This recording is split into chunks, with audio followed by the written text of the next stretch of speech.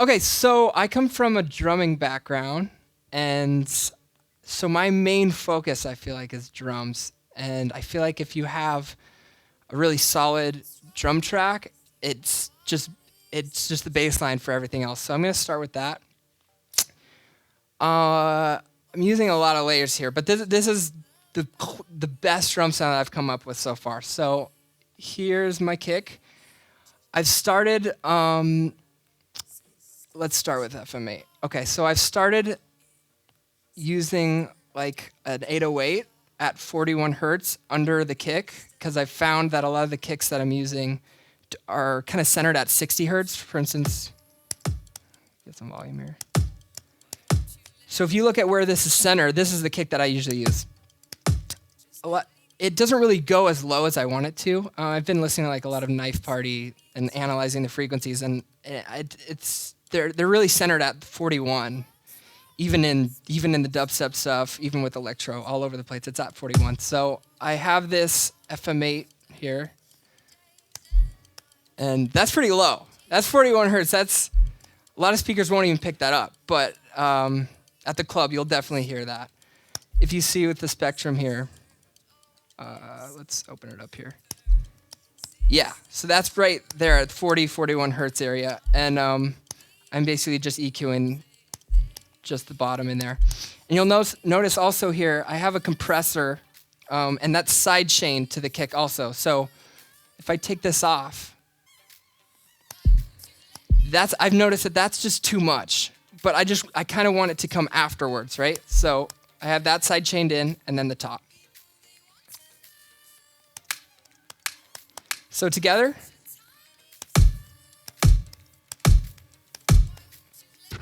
I'll take off this sub. Okay, so the difference there is really huge, especially when playing live. I find that when my tracks get mastered, it somehow takes out a lot of the low end when it's squished. So this really helps with that. Any questions on that at all? So how many layers is that kit? The one, is it 3 layers? Yeah, right. I have 3. I'm using 3 at the moment. I used to only use 1, but yeah, the more I go on, the more I realize this is kind of for laptops. I need that click in there, and then this is the main body of it, and I'm taking out the low end to make room for this. So yeah, there's 3. There's this, kind of the punch of it, the mid, that real low end for the clubs. Yeah, and then there's a click. All good on that? Are those engine samples? Let me see. I know that this top one is. I really like the Dirty Electro 2-pack. I think I'm also shortening it too. Yeah, it's at 1.14.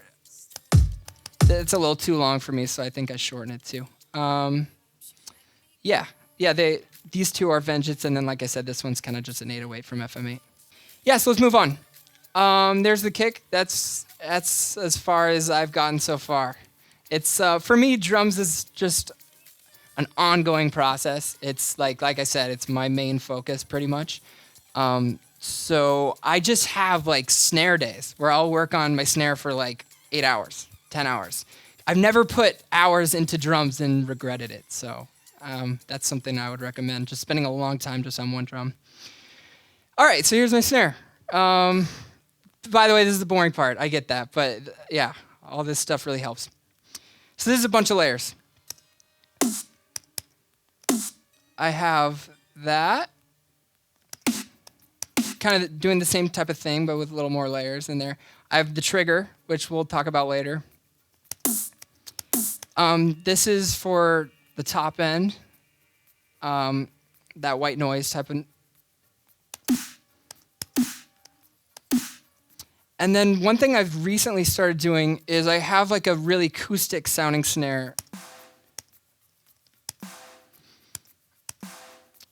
on top of it. So let's check the whole thing here.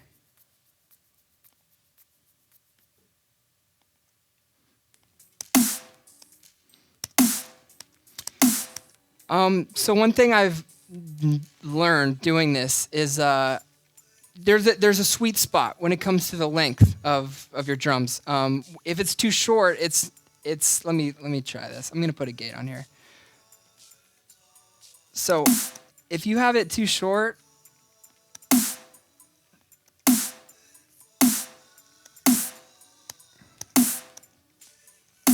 all right, it's not working out. You just gotta trust me here. If it's too short, it's not gonna have that punch that you want, but if it's too long, it also loses punch in a weird way. So you just kind of gotta find that sweet spot. And then you're gonna wanna work with reverb tails on a clap to give it the illusion of being long, especially with when you're making dubstep and things like that. Okay, so the rest of it's pretty self-explanatory with just basic hi-hats and stuff. So let's play the whole thing now. Here we go.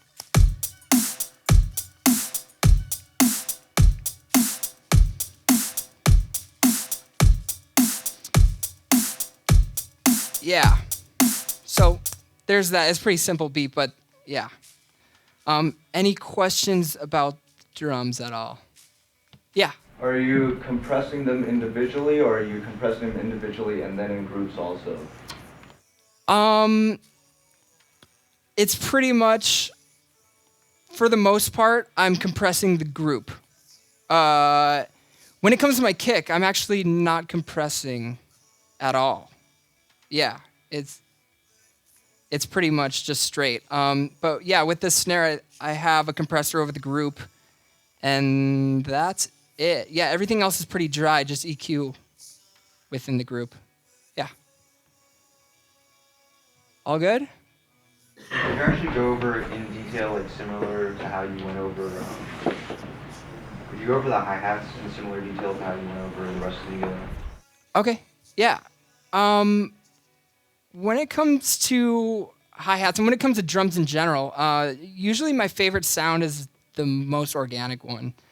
I don't really tend to like the hi-hats that, I don't know, that sound like techno. You know, I like something that sounds like it's actually on a kit, coming from a drummer's perspective. So when I'm picking hi-hat samples, I try to get ones that sound as close to a real set as possible. You'll notice a huge part of making something sound realistic and organic has to do with dynamics. I'm not only affecting if you go in here, I'm not only affecting the volume of the hits, which is obviously really important, but I'm also affecting the length of the decay time. So the louder it is, the longer it decays for. And it's gonna sound really unnatural. Let's say if I took this out, this is gonna sound really unnatural to me. That's not how drums work. Usually if you hit something softer, it's gonna be for a shorter amount of time. And if you hit something louder, it's gonna be for a longer amount of time. So I've artificially done that in here with, you'll notice, yeah, the longer or the louder the hit is, the longer it goes for. So I guess other than that, it's just sample choice. It's a lot of just, you guys know that. So, and yeah, does that work? Okay, cool, so let's move on.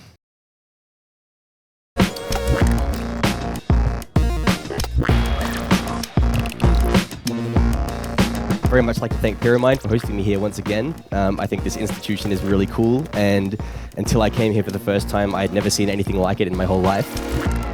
What I think really separates us from other people who teach is that we are outrageously passionate about what we do, and especially in electronic music. Since coming to Pyramind, I've discovered electronic music, and San Francisco being a mecca for underground electronic music opened up so many doors for me and kind of blew my mind.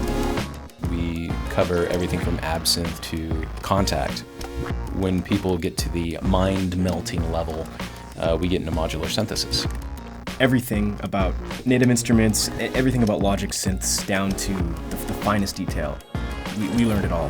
The fundamentals of understanding how things work, that's just essential. But then beyond that, there's so much more, and that's where it gets into just a lot of the artistic side of like the creative approach of why you do something, not just how. There's a lot of schools that just, they focus on the technicality of recording music, but I wanted something that would foster creativity and really help me develop as an artist as well.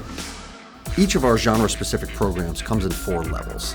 There's a basic, an advanced, a professional, and then a master's level. And the master's level is, of course, everything we do. It's the largest and most powerful programs that we can create for you.